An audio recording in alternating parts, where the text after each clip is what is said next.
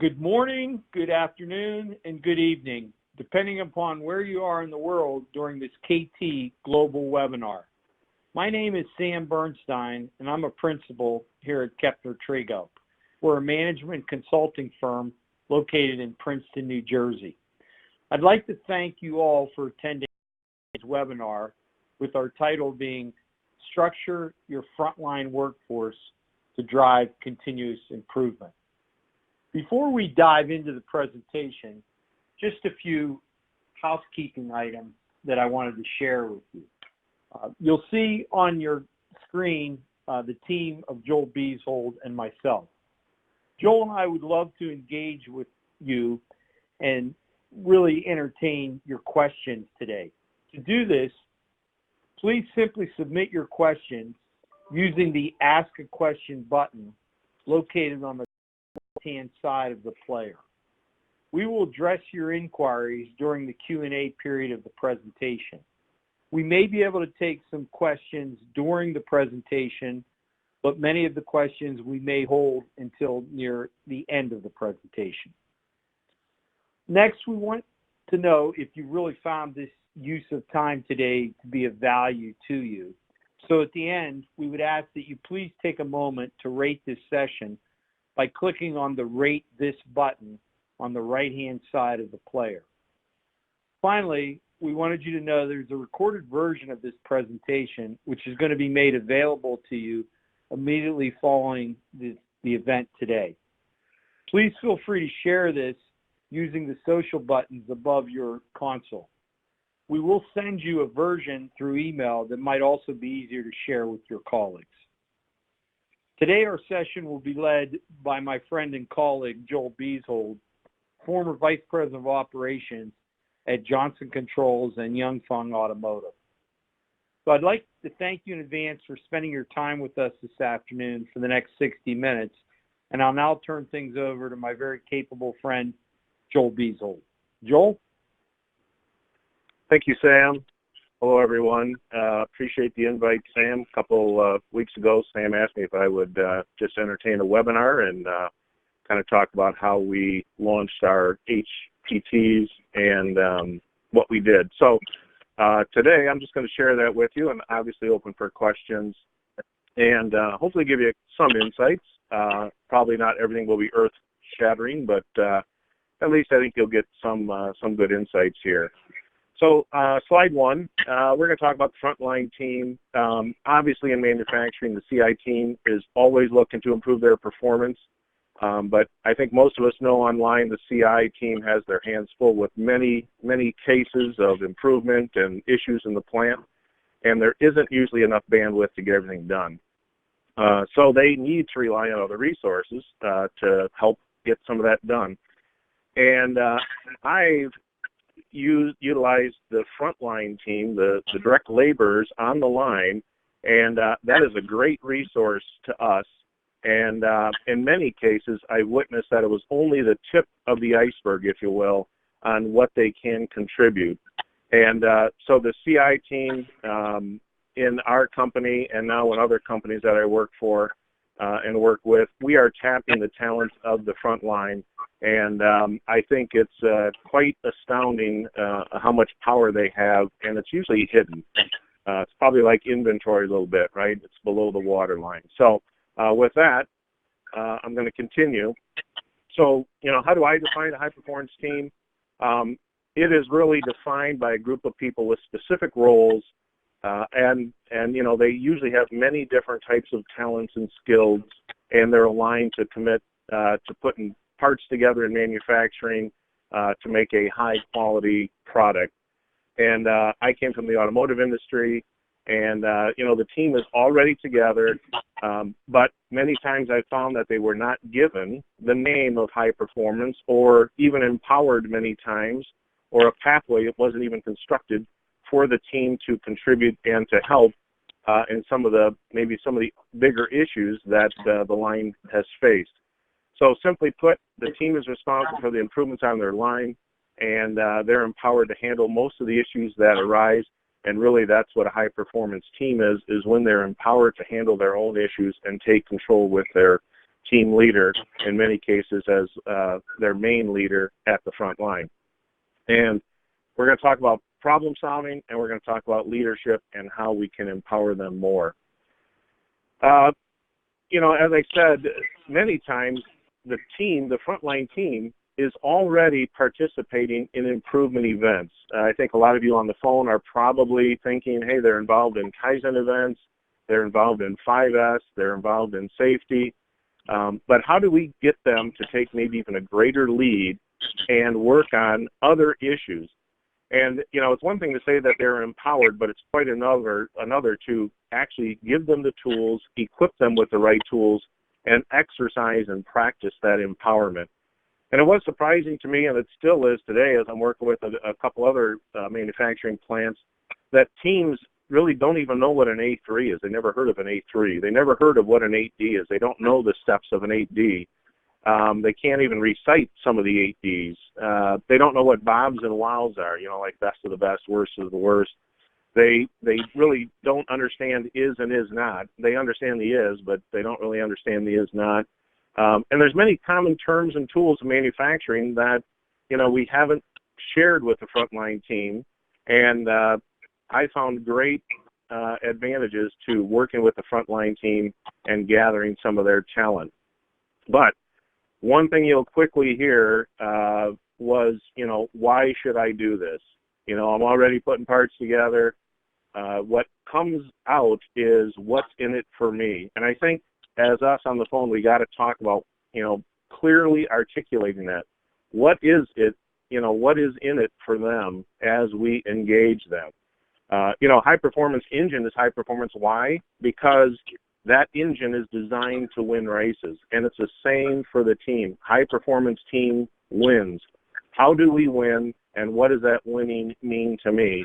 And I want to capture some of that today. So at the core, the team needs to be recognized, but it needs to be measurable. And, it can't just, great job. Great jobs for what? It's like the needle has moved, and here's examples. And I found in my experience in the last 25 years in automotive manufacturing that the humans really on the floor need to feel their self-worth. I need to feel my self-worth. And it's amazing to me, it doesn't have to be overcomplicated. What questions do you reward your team with, what do you reward your teams with or individuals for? Is it for ideas? Is it for performance? Is it exceeding the goal? How do they feel that they're worthy every day? Is the goal board, does it have stars on it when they exceed their goal, etc.? But keep in mind, these goals have to be measurable. They have to be like a SMART goal, right? Specific, measurable, achievable, realistic, time-bound, things like that. It has to be rolled up in a process. And otherwise, the teams are not going to feel that they're learning anything. And that really leads to my next slide here. What should we train our high-performance teams on?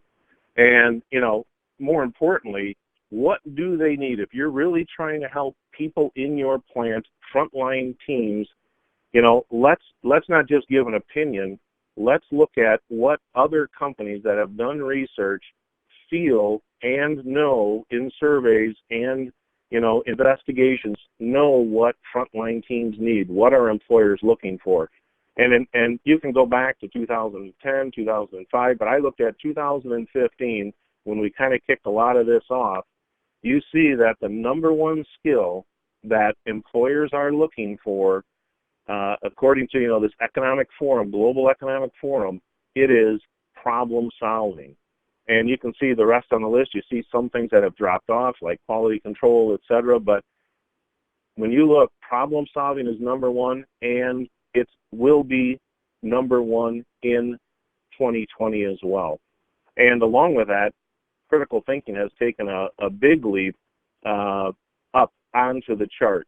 And so employers are looking for people that can ask the questions, that can solve problems, that are creative, that can offer up our ideas.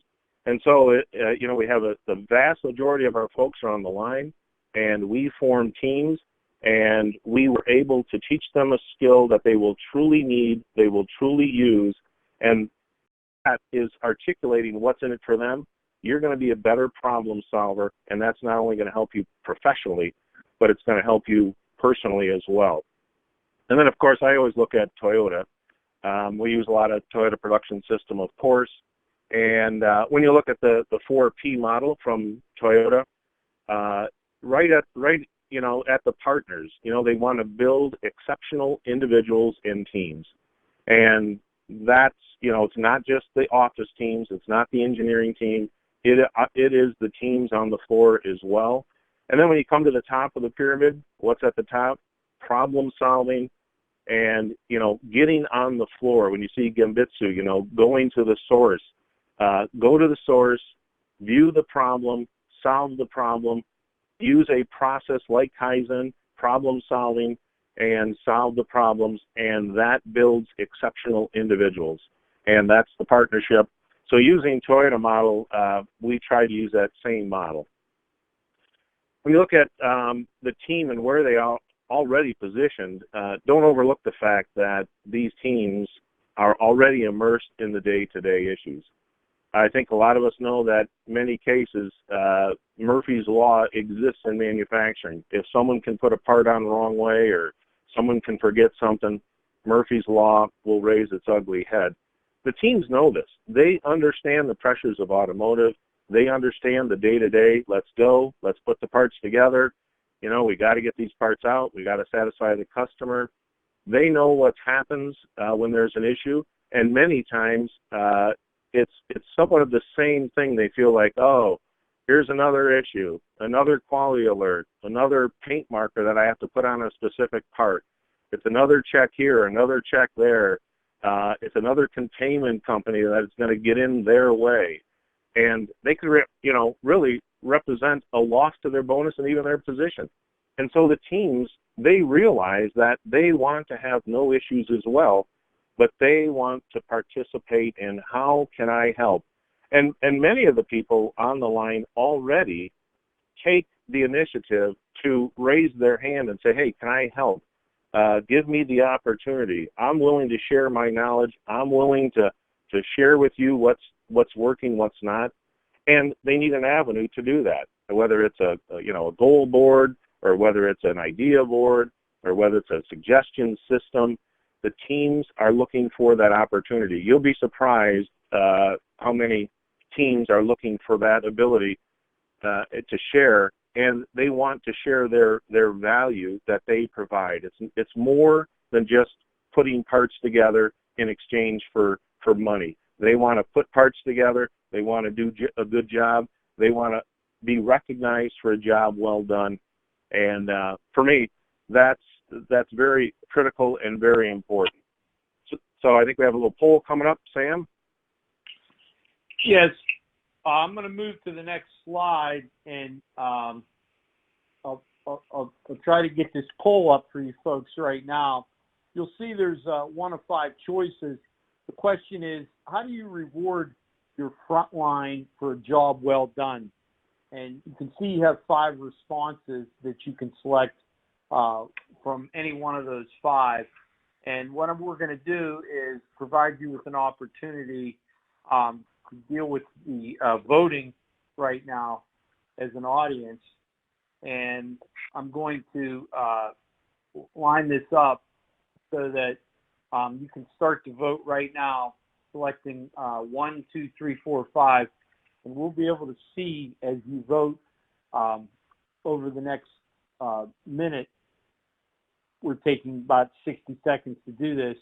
We'll start to see the percentages of what numbers you selected for your response.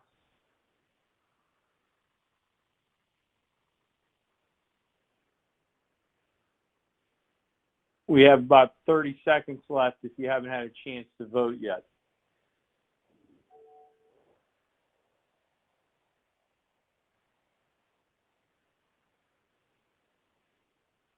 Okay, and Joel, I think you're seeing these, but the final tallies for the audience are, how do you reward your frontline for a job well done? 36% of our participants today, actually it's been updated, 41% of our participants today chose one, handouts, gifts, or gift cards. 20% chose company recognition, 13% an award program, 10% outings or events, and 13%, actually been modified again, 19% said nothing. So the final tally is 38% for one, 23% for two, 14% for three, 7% for four, 16% for five being nothing. So Joel, I'll turn that back over to you, and you can proceed, or you might even want to make a comment on those percentages. Yeah, thanks, Sam, and thanks everyone for clicking on the voting. I think handouts and gifts, I kind of had in the back of my mind that one may win. I think it's fairly easy to do. I've even done it in the last couple days. It's fairly quick, and it is meaningful because people get a gift card and it's real tangible. I think our company, we started to do some company recognition and get people up in front. I think that's very good. Award programs are like if they achieve so much or they do so good, they start to get internal trophies, company trophies. I think outings and events are always good. I think the one that's a little concerning is the nothing. Hopefully some of that is, maybe more sarcastic than anything else. But, I think, doing nothing, maybe I should have put on there number 6, like, the verbal recognition, which I kind of thought that was in the company recognition, but maybe I could have been a little more specific. Walking out, thanking the team for a job well done. But, I think it's important. People do want to feel valued. And the thank you and the gift card goes a long ways. Thanks, Sam. Thanks, everyone. I'm going to continue now as we talk a little bit about a commitment. I put a joke up here that I think probably most of us have heard. The chicken and the pig. They're talking about opening a restaurant. And the chicken's going to provide the eggs, and the pig would provide the bacon. Obviously, one is more committed. So we have to talk about our teams committed, because if they're committed and they have skin in the game, if you will, then they're willing to participate. They're willing to get involved. They're willing to do homework, takes on assignments. And at our company, at Johnson Controls in Yanfeng, we opened KT training up to the shop floor audience. It was no longer, let's say, restricted to just the engineers, just the office. And what we did is we led events, trainings with those that desire to participate. And what I really mean by commitment is I provided the training, and along with some of my colleagues, and it was during their lunch. So the people that were coming to the training, the Frontline, they were not getting paid for it. They were giving up their lunch to learn. I was not providing pizza. I was not providing, burgers or hot dogs, etc. They brought their own brown bag. They sat in the room, and we used their time to train. And you'd be surprised how many showed up. Matter of fact, in many cases, it was only standing room only. And there was a desire to climb the corporate ladder, obviously to get paid more, but to take on more responsibility. And many of them were looking for avenues. How can I do that? They wanted additional training. In many cases, they weren't sure they could afford additional training. So this was free training for them. It was during their lunch. There was a commitment. There was homework, etc. And so the evolution was training in many areas for our high-performance teams. There was leadership training and, other skill training, thinking training, leadership training, but problem solving was really the one that I focused on. And it was based upon the World Economic Forum data. So I led the teams through problem solving and critical thinking training, and KT was basically the foundation for that. Joel, pardon me 1 minute. I apologize for interrupting, but if I may, 2 questions came in that I wanted to clarify. One, the poll that you just did, you'll be happy to hear this. Someone said that in their organization, they actually do all four choices. So they provide handouts, gifts, or gift cards. They do company recognition. They do award program, and they do outage or event activities. So I think that's great that somebody in one organization at least does all four of those, and suggested maybe in the future we could have an all of the above category for them to select from. And then one other person simply asked, because they got on a little bit late, if this presentation will be made available after today. And yes, as long as we have your name and email, we will send you an audio of this presentation as well as the PowerPoint. So Joel, I'm sorry to interrupt, but I'll turn things back over to you. Thanks, Sam. No, that's very good. I think, yeah, maybe the all of the above is good as well. I think for people on the line, it is an inward focus. What are we focusing on to reward our team members with? What should we be rewarding them with? And I don't think this list is complete as well. I think there's probably many other ways to reward teams on the floor and develop them into high-performance teams. But it was a little bit of a thought starter, and yeah, I appreciate the people that are and the companies that are going above and beyond. They kind of maybe have it organized that you start with an attaboy, and then you give a gift card, and then you have some company recognition, and get them up on stage, and then maybe you take them on an outing, etc. And maybe there's a way to build that in. So thanks, Sam. The next slides are kind of the bulk of it. I kind of set the stage on our high-performance teams, but where do you start? And of course, you need the commitment, and I already mentioned that I provided these trainings, and I'm still providing these trainings to the teams. There's it's for them to give up their time and learn something. I have even done these on off shifts. I've done them at night, and I feel that there's a real need for people to get involved, but if you're paying them to be in the training, I'm not so sure that they're committed. It's maybe just an easier work that they're doing. So we, in my role, I never actually, we always did it on their off time. So where did I start? Number one, I started with, a big board. We needed a place to communicate. We needed a place to label, really separation, team members' names, what they were responsible for. I've seen complex rollouts. I'm not going to mention any companies' names, but, I've seen beautiful graphics. I've seen divisions divided up into star points. So, there was someone at the center of the star, and they had all these, points around the star, quality star point. They had a manufacturing star point. They had a problem-solving star point. You can imagine some of these stars could go, pretty large. But the reason, you have a board is you start to create leads, and you start to offer up leads, and people will take leadership. And this board is also a way to communicate who's doing what by when. It's like a little bit like a project management board. And you'll be surprised how many people raise their hand and say, I'll take that problem. I'll take that issue. I'll take, that task. And I think it's very important, start with a big board, start with a communication board. I use a whiteboard, and we just started to draw on the whiteboard, and it was very easy to morph, very easy to change.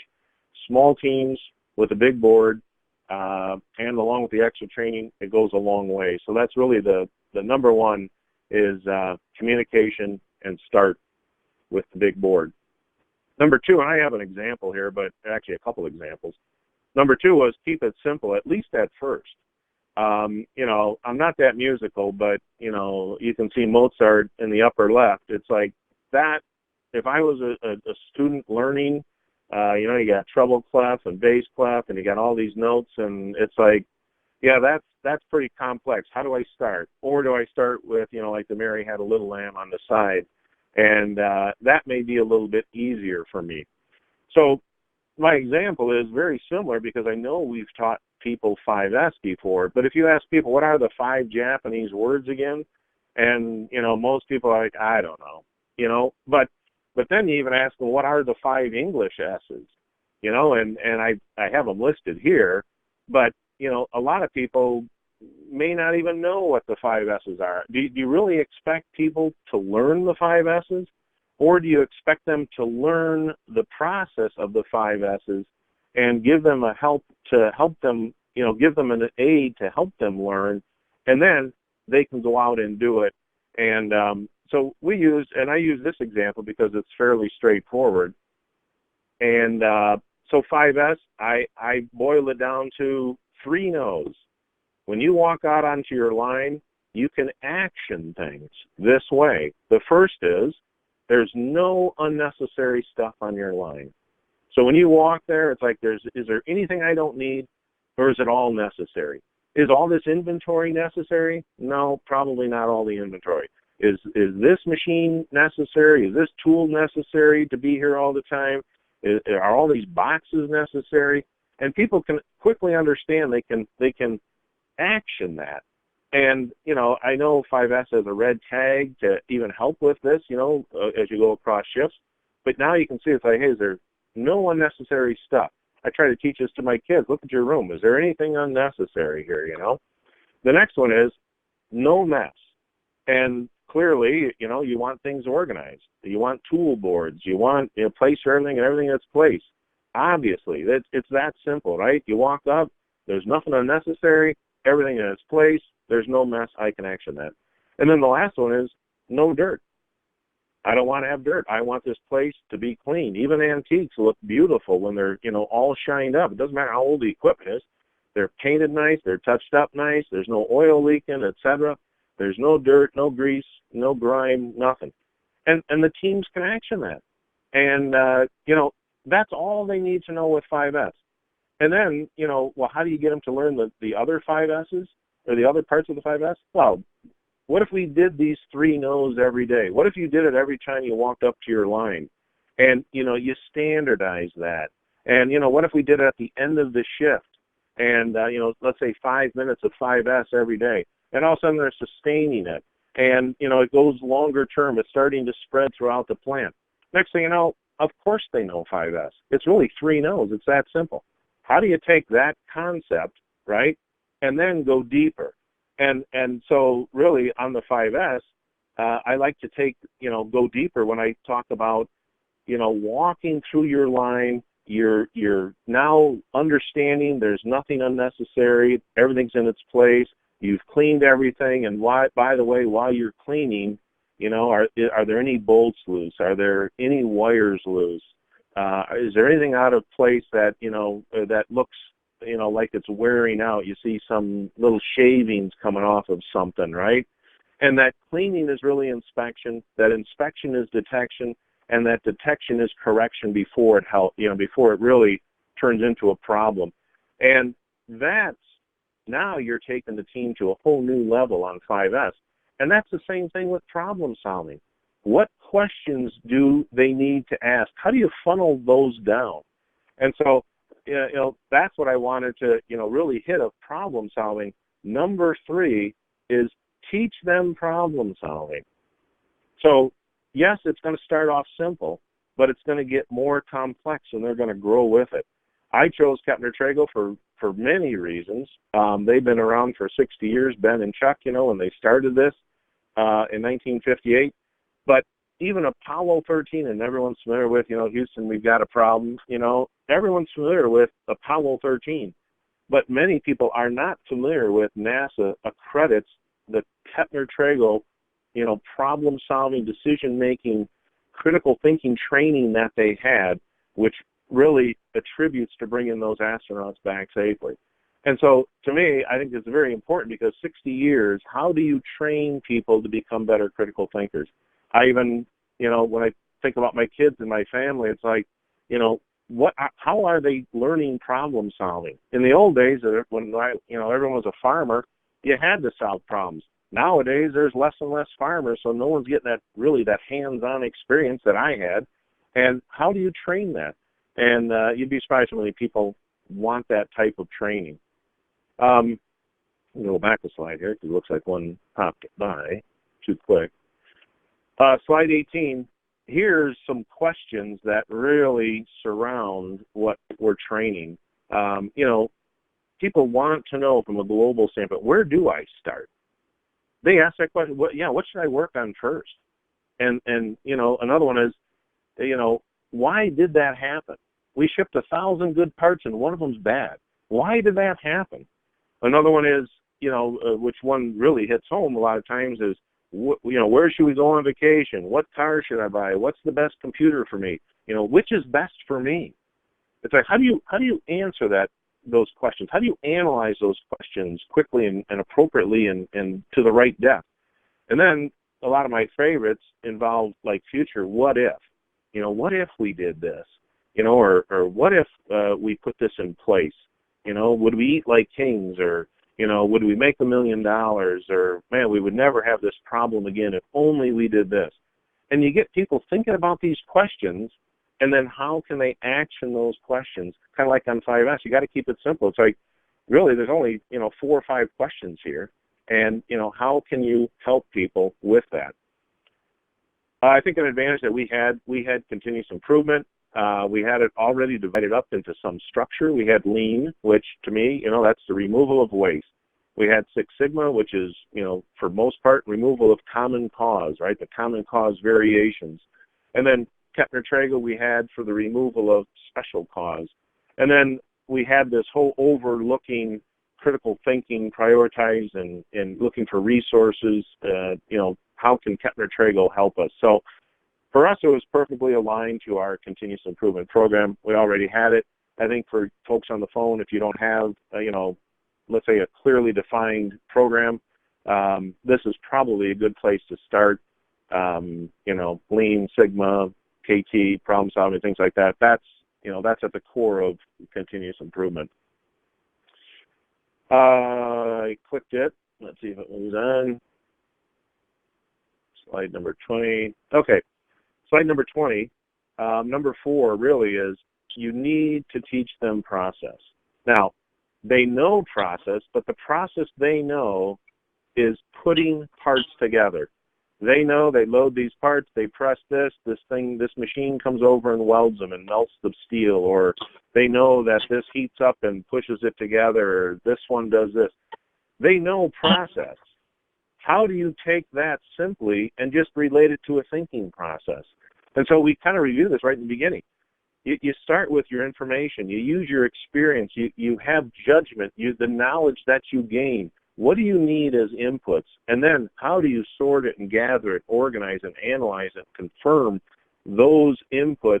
And in the end, you want to have your concern, whether it's a decision made, a problem solved, a future issue protected for, that's the output.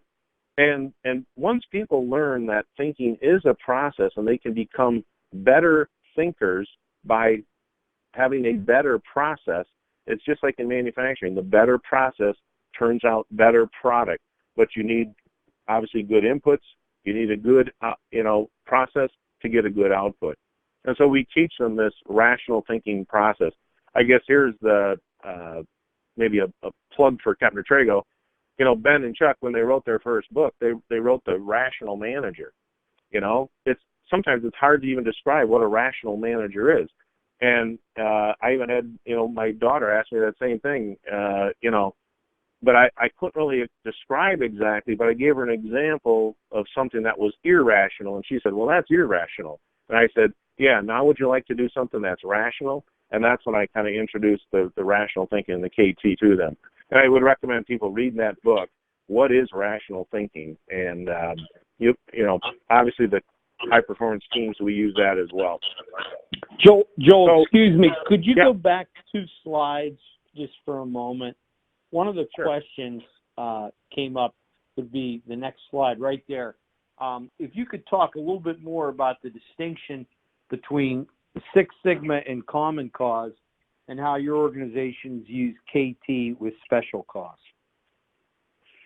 Sure. I think it's a good, you almost need an analogy, but let me put it this way. Many companies have a scrap percentage, right? Molding may have a 0.4% scrap, or, at the end of the day, you have so many scrap, you divide by how many parts you made, and at the end of the day, you have, 2% scrap, 3% scrap, it's costing me this much money. New launches, I've been in new launches that had, 13% scrap. And, so scrap rate it's like, well, what's causing the scrap? Well, in many cases, if Y, think of a formula, Y equals some type of X, right? If Y is the scrap rate, what X is, X1, X2, X3, all these X's add up to give me the 5%. And Six Sigma bases its philosophy on we can improve those X's, in many cases the relevant X's. You do DOEs to find out which X's affect the most. And, sometimes I even use the example, if I wanted you to cut wood, 16 inches long, I give you a pencil, a saw, a tape measure, I give you food and drink, I give you a brake, I give you, a sawhorse, and at the end of the day, I measure the wood, and some are measured, some are, the right size and some aren't. What caused them to be oversized and undersized? I don't know. Well, let's understand the variation in each one of those X's. And that's really what Six Sigma is. Like, there's a lot of common causes that attribute to a low, a scrap rate, whereas KT or, special cause, when you're attacking special cause, you have a machine, it welds parts, or you have people that put parts together and, they ship 1,000 parts and 999 all the bolts are tight, all the things are together right, and all of a sudden it's like, hey, the customer calls up, we got one that's loose, or we got one that's scratched, or we got one that's mislabeled. It's like, wow, how did that happen? And so we usually use KT for those very special causes. Six Sigma we use causes. Although, if you think about it, if you really drill down on one particular X, you could probably treat that as a special cause, and maybe eliminate that one X. But Six Sigma is generally around the variation of your whole process. Six Sigma is around maybe specific special parts. So I think that's pretty good for now, Sam. Yeah, thank you, Joel. I just wanted that addressed by the participant that asked that question. Okay. This slide is, number 5 is teach them the 8D. The customer in many cases wants an 8D. They want they do want some documentation. You can call it an A3 or whatever, but many cases I've taught teams this first. It's like there's an 8D process. Sometimes I say it's soup to nuts. Sometimes it's from the start to finish. This is problem solving. The problem's identified. Houston, we got a problem. To President Nixon congratulating, the astronauts are safely back home. Congratulations. How do you go from the problem to the end? What are we doing right now for containment? What we're looking for cause. We're not looking for a solution. We're looking for a cause. We'll get to the solution in D5. We'll implement the solution in D6. We'll look at the controls and think beyond the fix in D7 and the prevention, and then we'll congratulate the teams. So it's just a simple one. We start with this and, let people understand what an 8D is. And this is people on the floor. Many times they know what containment is because, you're checking you're putting a China marker or a paint pen on a part that has a loose bolt. Now they're, a containment company is doing, GP12 or something. They know what containment is, but how do they help with the cause? How do they help with the solution? How do they help with implementation and controls? So that's why it's important to train them the 8D as well. Sam, it looks like we got another poll up here.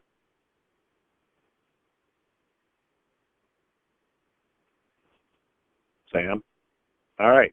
There's another poll there. I'm sorry, Joel. I was on mute there. Yes, this poll question is our second and final poll question. Currently, what problem-solving methods do you teach your teams? And you can see your choices are 5 Whys, Fishbone, Sigma, Lean, Kaizen, Other, or none. So what I'd like to do is open it up for the audience, and we can, I'm trying to get, I'm trying to get that opened up, votes for the audience on this particular question.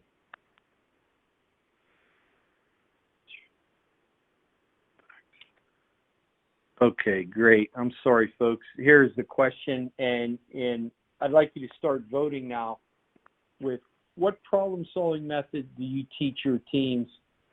You've got 60 seconds to decide which one of those you would prefer, or which ones you use. 100% wishbone. Oh, there we go.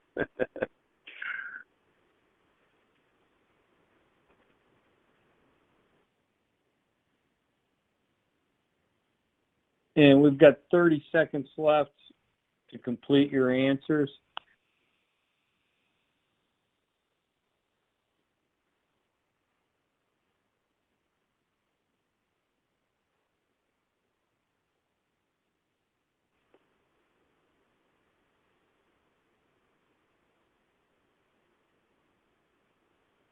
Okay, 5 more seconds, please.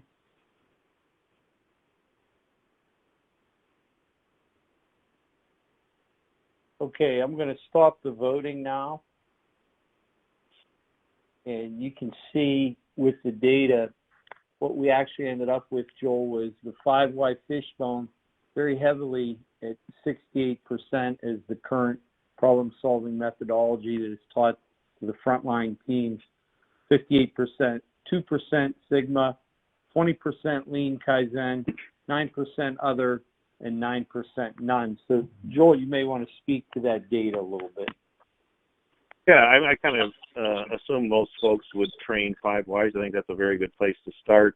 Other, I would think that KT would be included in there, or Shannon, or, some type of RCA, root cause analysis of some sort. Yeah, I think Sigma is probably not trained to the frontline team, but other, throughout your team. And that's why it's important to, what you're training to your team is what would you train on your front line. It's kind of a broad question. Clearly, we want people to ask, the 5 Ys or more, and, why something happened. But again, the one that's, the 9% that's none, yeah, I think that's, internally relook at, maybe I do want to train my teams and help them go forward a little bit. And that's really, a little bit of my philosophy was number 6 here, was not only do I train them so they learn, the best way to prove that they learned it is, for them to do it. My recent example, we needed some red rabbits, new red rabbits. So, the posting on the board was, we need new red rabbits. The new way is, it's basically just a question. Okay, we need new red rabbits. What are we going to do about that? And sometimes you get, and sometimes you even put the you in there. What are you going to do about it? And the back, it's like, huh? Well, yeah, it's easy to say we need new red rabbits. How are you going to take that and step toward a solution? And believe it or not, the frontline team is willing to help stepping toward a solution, coming up with cause, stepping toward a solution, just like an 8D. And many times you'd be, I don't know exactly whose analogy it is, but ducks in the duck pond, you hear quack, quack, quack, quack, quack. We need new red rabbits. We need this machine needs to be fixed. Quack, quack, quack. It's like, well, how do you get them to soar? What are we going to do about this? Practice asking and saying that, what are you going to do about it? What can you do about it? What should we do about it? And get them involved. And you'd be surprised how many people respond positively. Number 7 for me is you need to explain the power of questions. I use many examples. I use one in a decision. I'm going to use it here. Is hey, I need to buy a new car. It's like, well, you already funneled down to that decision. I need to buy a new car. If you go up, it's like, well, why did you choose a car? It could have been a truck. It could have been a bike. It could have been a skateboard. It could have been a balloon. Who knows, right? Or it could have been way up at the top. I need a mode of transportation. Or you start to narrow down. It's like, well, why did you want to buy one? Why don't I just steal one? Or why don't I lease one? Or why don't I borrow one? Or why don't I beg for one? And why did you have to buy it? What, maybe, there's many other ways to get people to that decision, to that problem, if they ask the right questions.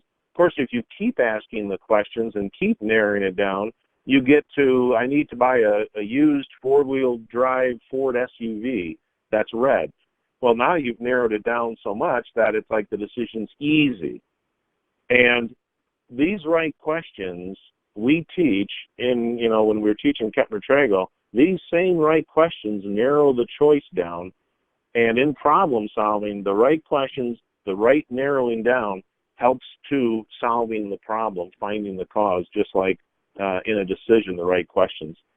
So here's a real life example, number 8. You have to come up with real life examples because you want to relate people to what has happened. I start with one like Houston. We have a problem. Everyone remembers Apollo 13. And it's like, hey, what's the problem? They could have said we're losing electricity.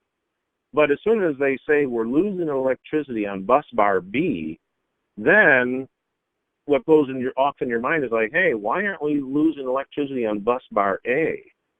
That is thought-provoking.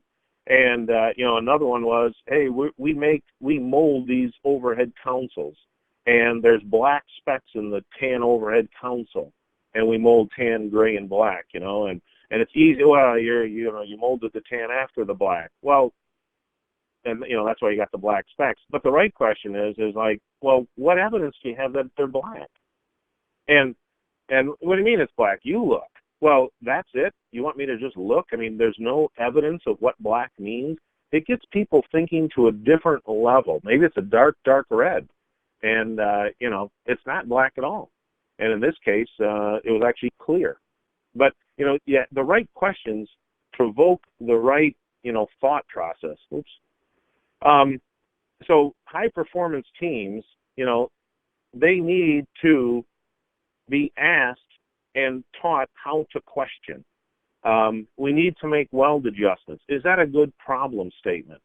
I mean, a better problem statement is, why is the robot out of adjustment? That's actually bringing the welder to, or why is weld 13 the one that needs to be adjusted? Those are better problem statements and better questions rather than, oh, it's the system or we need to make weld adjustments. We got to get the people to get very specific, and we help them with that. And number 9, you have to help them with the problem statements. And so I actually backed up into problem statements like, we got a problem. There's, some of my old pictures are ruined on my basement floor. Why? Well, because water leaked out of the water heater. Oh, so you know why? Yep. So why did it leak out? Well, it overheated, right? Why did it overheat? Why did it overheat? I don't know. Oh, that's the problem.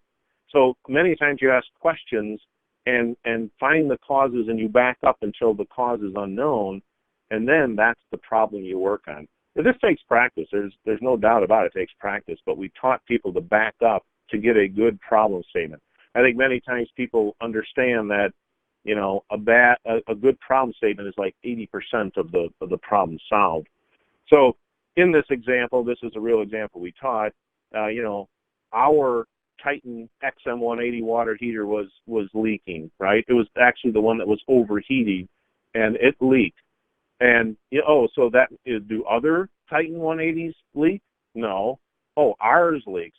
Why does ours leak and not other ones? And that's the is not.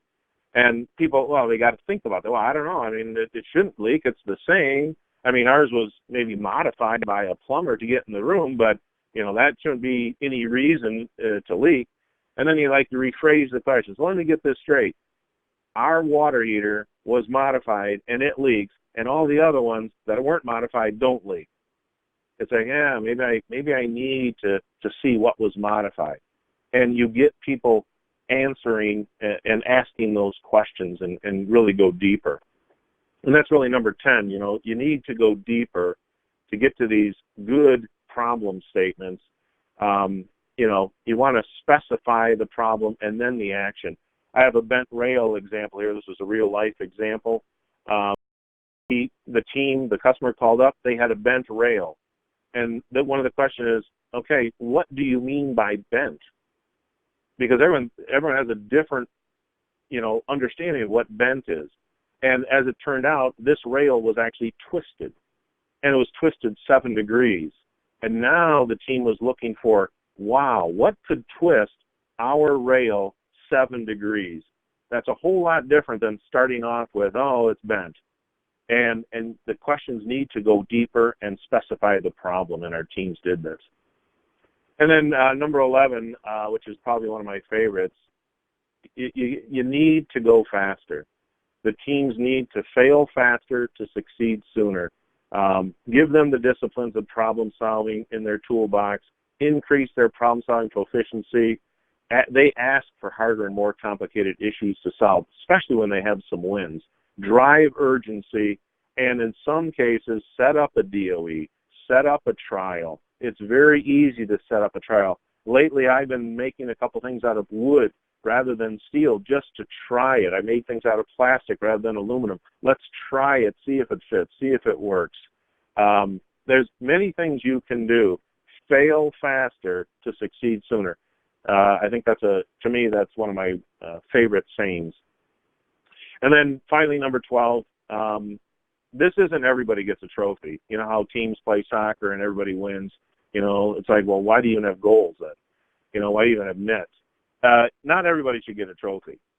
It's earned recognition. This is problem solving. This is helping them in life. This isn't a handout. This isn't a freebie. This is you give up your lunchtime, you work hard, you solve problems. I'm going to give you homework. I'm going to reward you if you move the needle. And so we created a practitioner certificate. They really had to apply. They had to track the projects. And if they won, as a high-performance team would, then we recognize them with, a certificate, with a trophy.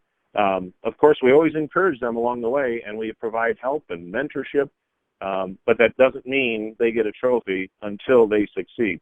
You don't want to dampen the success here. This is life-changing in many. You want to change, their pathway. You want to change where they're on. They're on the shop floor for a reason. In some cases, they want to change that. And you can give them the reasons to change, and you can give them the tools to change. And actually, that's number 12. And Sam, based on that, I think we have a little time for some questions. And there's our contact information. Thanks very much, Joel. I think we have about 5 minutes for questions. I've got some from our participants. I'm going to jump right into those. And if you could go back to slide 32, Joel, quickly. Yeah. One of the questions came up around slide 32. I got it. When you look at those bullets, thank you, it says, have your team ask the correct critical questions and know when not to leave the question until the accurate answer is received. I know from working with you, you felt KT is really good at giving clients incisive questioning skills. Can you just talk briefly more about what you mean by the correct critical question or incisive questions as you've shared with me in the past? Yeah, and I think this is the correct critical questions, I think people do have an opportunity to know the answer before they ask it. And it's not actually the specific answer, but if someone says, hey, the copier is broke. Oh, okay, the copier's okay, well, I guess we got to get it fixed. Wait a minute. What do you mean by broken? Is it, is it not taking a picture? Is the paper not coming out? And so, our teams have really, you have to start understanding these critical questions. Like, don't leave until you feel satisfied. And like a copier broken, well, it's broke. The image is real light. Oh, as compared to what? And this is kind of the is not. Well, as compared to real dark or how it should be, or the upper corner is just real light or real faded. And you'd be surprised how many times, people don't ask these questions. I had a real life example, my daughter's car wouldn't start. Oh, okay. And some people say she needs a jump, right? And she wondered if I had cables. It's like, well, wait a minute. When you say it doesn't start, what do you mean? Because it could be out of gas, and then it turns over and turns over and turns over, but it doesn't have any gas, or it doesn't turn over at all, or it turns over real slow. And in her case, it didn't turn over at all, but yet there was electricity going to everything else. And so it's like, oh, so now what you're saying is everything else gets electricity, but your starter, when you turn the key, doesn't get electricity. Is that correct? And yeah, that's correct. Or someone says, my engine's running rough. Well, what do you mean your engine is running rough? Well, it's running on like one cylinder. Oh, I did an analysis. It's on one. It appears it's not getting fuel. Oh, so, on one cylinder. So what you're saying is that one cylinder isn't getting fuel as compared to the other one. And you learn that it's critical questions like, well, what kind of engine is it? Is it a 2-cycle or a 4-cycle? It has valves or it has ports. These are the things that you can't leave it alone. And I mentioned the bent rail. What do you mean by bent? Oh, well, bent. It's, and then all of a sudden you find out it's like, well, it's actually the left-hand one, and it's the front part of the left-hand one, and it's twisted 7 degrees. That's a much better answer than it's bent. Joel, thanks for those detailed examples. I think we have time for one more question from one of the participants, but it's kind of like 2 questions in one, and then we'll wrap things up. But the question is, when you talk about the high-performance teams, could you define quickly how large or small those teams should be, and maybe what some of the functions of those frontline employees would consist of? And then when you work with these high-performance teams with problem-solving tools such as KT or other tools, do you require them to do anything, in between your training sessions or application or homework opportunities? Let me answer the second question first. Thanks, Sam. Do I require homework? Absolutely. They absolutely always. They have to have homework. They have to do more things on their time with the internet. They can research things. They can learn about things. We had problems with an electrical instrument. It's like, okay, learn about the electrical instrument. Gather this knowledge so you can talk. You do need sometimes subject matter experts. So there's always homework. There's always a form to fill out in many cases. Chicken scratches is not specified the problem. And then back to your other question, how big of a team or large the high-performance team should be. We generally had teams, 10 to 15, sometimes a little smaller. Right now I have a team like 17, but, there has to be specific roles, and that kind of generates the team. So, you have like a quality person, you have a manufacturing person, more responsible, you have a maintenance person responsibility, you have a 5S person. It's easy to kind of divide up roles. And that kind of, if you had 100 people, they're all not going to be the quality people. They're all not going to be the quality lead. So you want to have a smaller team and that gives them specific roles, that gives them specific leadership positions, and then they can be responsible for that. So, like, the information person or the root cause person can make sure they fill out the KT state and specify form. Everyone needs to have a role. Everyone needs to have homework. And the more you do that and put it up on the board and people get it done on time, it's an attaboy and an opportunity for a reward. So it sounds like you're a big proponent of cross-functional skills and cross-functional teams. Absolutely. You need high diversity. People come from different backgrounds, and you want to tap into it and tap into their different way of thinking. And I want to train them the skills to be better using the talent that they already have, but, help them gain more talent and then become more valuable in the workplace and get raises and bonuses and recognition. Joel, thank you very much. Ladies and gentlemen, to close this session out and move you along on a timely basis to your next activities, we just want you to know that we take these sessions very seriously, and we're very interested to know if you found this valuable. We would ask that you please rate this session using the Rate This button on your console. And better yet, feel free to reach out to Joel or me. Joel, maybe you can advance the slide again to our contact information. Joel's email address is on there. My email address is on there. You'll see that I think Joel's trying to find that slide now. I think it's the next to last slide. Oh, there it is. And just wanted you folks to know that we will, as we promised, follow this up through email with a recorded copy of this presentation, as well as an opportunity for you to see the PowerPoint slides and the audio. Encourage you to share that with your colleagues. And again, feel free to reach out to Joel or me personally through email. Glad to answer any of your questions, or if you even want us to call you, give us a number and we'll follow up with you personally. So, sensitive to time, on behalf of Joel and myself and everyone at Kepner-Trago, thanks very much for your time this afternoon, this morning, this evening, wherever you're at. We wish you a very good balance of the day, and thanks very much. Hope to hear from you sometime soon. Bye-bye. Thanks, Sam. Bye.